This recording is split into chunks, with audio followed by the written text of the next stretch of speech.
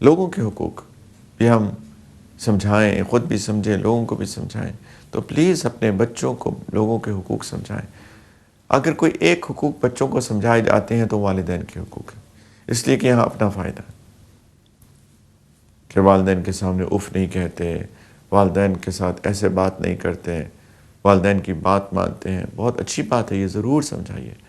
والدین کے حقوق ہیں اور بہت ہیں، اور یہ سارے حقوق ہیں جو کہ قرآن نے ہم کو بتائے ہیں، اس میں کوئی شک نہیں ہے. یہ بچوں کو سمجھانا چاہیے، بچوں کو ادب سکھانا چاہیے، بچوں کو بتانا چاہیے کہ والدین کے ساتھ کس طریقے سے بات کی جاتی ہے، ان کی بات کیسے سنی جاتی ہے. لیکن ساتھ ساتھ ان کو باقیوں کے حقوق بھی سمجھائیں، ان کو بتائیں استاد کے کیا حقوق ہیں.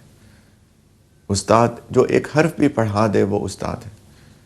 اور صحابہ، تابعین جو شروع کے ہمارے اسلاف ہیں، وہ تو اتنا ادب کرتے تھے استاد کا.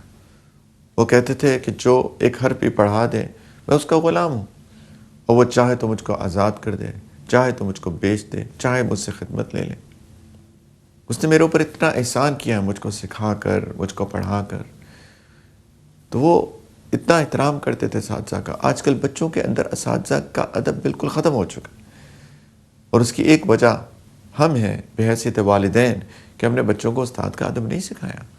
بلکہ ایسا ہوتا ہے کہ کئی دفعہ استاد بچوں کو سکھاتے ہیں، ان کی تربیت کرتے ہیں، اور بچے آ کے گھر بتاتے ہیں کہ میرے استادوں نے آج یہ ہماری کریکشن کی، ہمیں کریکشن کی. اور والدین اسکول جاتے ہیں اور پرنسپل سے، ایڈمنسٹریشن سے کہتے ہیں کہ استاد نے میرے بچے کی اصلاح کیوں کی؟ اس کو ہم نے پڑھنے بھیجا تھا، اصلاح کروانے کے لیے نہیں بھیجا تھا. اب آپ سوچئے کہ کتنا ظلم ہے یہ معاشرے میں ہم بد امنی پھیلا رہے ہیں. استاد کا احسان مند ہونا چاہیے تھا کہ اس نے میرے بچے کی اصلاح کی. بچے کو سمجھانا چاہیے تھا کہ بیٹا استاد تمہارے باپ کی طرح ہے، تمہاری ماں کی طرح. وہ تمہیں کچھ سکھائے تو اس سے سیکھنا، اس کے ادب سے لینا. کتابوں میں لکھا ہے، کتنی سٹرونگ روایت ہے مجھ کو نہیں معلوم، لیکن امام مالک رحمہ اللہ تعالیٰ کی والدہ ان کو خاتون رابعہ کے پاس بھیجا کرتی تھی اور ان سے کہا کرتی تھی کہ بیٹا ان کے ادب سے پہلے لینا، ان کے علم سے پہلے. ان سے پہلے ادب سیکھنا، ان سے اخلاق سیکھنا. استاد کا ادب سکھاتے تھے، والدہ سکھاتی تھی، والدین سکھاتے تھے. اسی طرح سے فیلو اسٹوڈنٹس کا ادب، انسانوں کا ادب، مسلمانوں کا ادب، غیر مسلموں کا ادب بحیثیت انسان. یہ ہم والدین کی ذمہ داری ہے کہ ہم اپنے بچوں کو سکھائیں کہ بیٹا کسی کو بلی نہیں کرنا، کسی کو تکلیف مت پہنچانا، کسی کی چیز ناحق مت لے لینا، چوری مت کرنا، بیٹا زبان سے برے الفاظ کا استعمال مت کرنا، کسی کے دل کو تکلیف مت پہنچانا. یہ ہمیں والدین کو سکھانا تھا. ایسا کیوں ہے کہ اسکولوں میں بچے ایک دوسرے کے ساتھ فاؤل لینگویج استعمال کرتے ہیں، برے الفاظ کا استعمال کرتے ہیں، گالی گلوچ کرتے ہیں، بلی کرتے ہیں. جو ذرا مضبوط بچہ ہوتا ہے وہ کمزور کو مارتا ہے، تکلیف دیتا ہے. اس میں ایک وجہ ہم والدین کی اپنے بچوں کو تربیت نہ دینا ہے. بچوں کو ایک دوسرے کا ادب سکھائیے، ان کو بتائیے سب کے کتنے حقوق ہیں. بیٹا کسی سے جھوٹ نہیں بولنا، کسی کو تکلیف مت دینا، کسی کا دل مت دکھانا، کسی کی چیز مت لے لینا، اس کی اجازت سے لینا، ان کا ادب کرنا، ان کا احترام کرنا، لوگوں سے محبت کرنا، لوگوں سے پیار کرنا. یہ سب لوگوں کے حقوق ہیں، ہمیں بچوں کو سکھانے ہیں، تبھی ایک اچھا معاشرہ بنے گا. دیکھیں اگر بچوں کو نہیں سکھائیں گے تو جو وہ سیکھیں گے بچپن میں وہ ان کے دل پر نقش ہو جائے گا، جیسے پتھر پر لکیر ہوتی ہے. اگر بچوں کو نیکی سکھائیں گے وہ نیکی ان کے دلوں پر نقش ہو جائے گی. اگر بچے چھوڑ دیں گے اور معاشرہ ان کو جو سکھائے گا وہ ان کے دلوں پر نقش ہو جائے گا. یہ ہماری ذمہ داری ہے، یہ ہماری ذمہ داری ہے. اسی طریقے سے بچوں کو بیوی اور شوہر کے حقوق سمجھانا.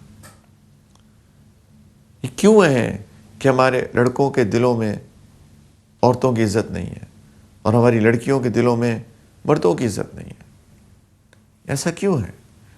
ایسا کیوں ہے کہ ہماری فیلڈ میرجز ہو رہی ہیں؟ اس لیے کیونکہ بچپن میں ان کو نہیں بتایا گیا کہ بیٹا عورتوں کی عزت کرنی ہے، اپنی بیوی کی عزت کرنا جب تم شادی ہو تمہاری، ان جنرل عورتوں کی عزت کرنا، ان جنرل لوگوں کی عزت کرنا، ان کو نہیں بتایا گیا۔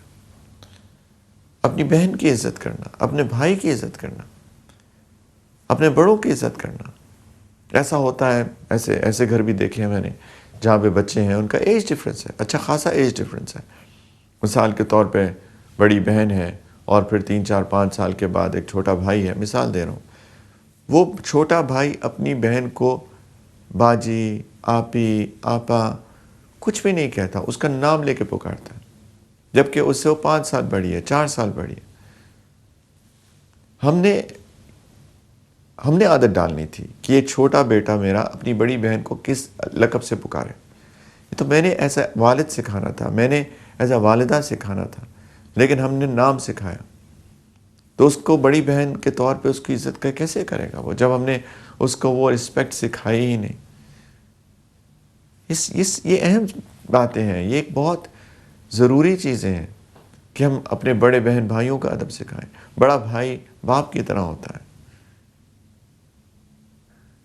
چھوٹوں کا ادب، ان کو بتانا کہ دیکھو بیٹا، اللہ کے رسول صلی اللہ علیہ وسلم نے فرمایا لیس منا من لم یرحم صغیرنا ولم یعقر کبیرنا، او کما قال، کہ بیٹا اللہ کے رسول ناراض ہوئے، انہوں نے کہا کہ ہمارا ہی نہیں ہے وہ شخص جو چھوٹوں پہ رحم نہیں کرتا، بڑوں کی عزت نہیں کرتا۔ بیٹا یہ آپ کے چھوٹے بہن بھائی ہیں، ان کے ساتھ نرمی کا معاملہ کرنا بیٹا، کیونکہ بلی کرتے ہیں، گھر کے اندر بلی ہوتے ہیں لوگ۔ تو یہ ساری باتیں ہم کو بتانی ہیں، یہ تربیت کا حصہ ہے، لوگوں کے حقوق بتانا، لوگوں کی عزت بچوں کے دلوں میں ڈالنا، چوائس آف ورڈز، کون سے الفاظ کا استعمال کریں، کیسے وہ بات کریں لوگوں سے، ٹون۔ کچھ بچوں کو غصہ بہت آتا ہے، ان کو ہیلپ آؤٹ کرنا، ان کے غصے کو قابو کرنے میں، ان کو ہیلپ آؤٹ کرنا، ان کو بتانا کہ دیکھو بیٹا کانسیکوینسز ہوتے ہیں غصے کے، غصے میں انسان کی عقل کام نہیں کرتی ہے، آپ اپنا نقصان کر بیٹھو گے بیٹا، ان کو سمجھانا۔ ہم نے پچھلی دفعہ بات کی تھی کس طرح سیدنا لقمان علیہ السلام نے اپنے بیٹے کو نصیحت کی، اللہ نے قرآن کا حصہ بنا دیا۔ تو پلیز ہم اس کے اوپر محنت کریں، اپنے بچوں کو اچھا انسان بنائیں، لوگوں کے حقوق سکھائیں، تاکہ معاشرے کا بہترین فرد بنے۔ اس کا اجر ہمارے نامہ اعمال میں لکھا جائے گا، اور اگر نہیں کریں گے تو ہم اپنی امانت میں خیانت کر رہے ہیں۔